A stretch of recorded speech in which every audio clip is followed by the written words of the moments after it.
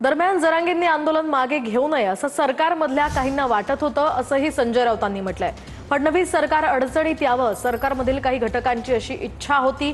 आंदोलकांची व्यवस्था करण्यामध्ये शिंदेंचंही नाव येतं, असाही हल्लाबोल राऊतांनी शिंदेंवर केलाय।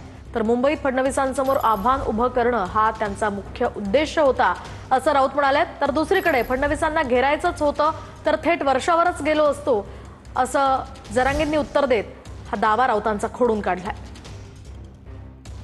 संघर्ष वाढवण्याचा प्रयत्न सरकारमधले काही घटक आजही करतायत। सरकारमधल्या काही घटकांची इच्छा होती की मनोज जरांगे पाटील यांनी माघार घेऊच नये आणि फडणवीस यांचं सरकार अडचणीत यावं। हे फडणवीस साहेबांना विचारलं पाहिजे तुम्ही, त्यांची राजकीय स्ट्रॅटेजी काय होती, खास करून शिंदेना दूर ठेवण्यामध्ये। कारण इतके मोठे जे आंदोलक इथे आणले, त्यांच्या गाड्या घोड्या वगैरे व्यवस्था ज्या माध्यमातून झाला त्या त्यांचंच नाव येत आहे आणि त्यांचा मुख्य उद्देश हा आरक्षण देणे हा नव्हता, मिळवणं हा नव्हता, तर मुंबईमध्ये येऊन देवेंद्र फडणवीस यांच्यासमोर आव्हान उभं करणं हा होता।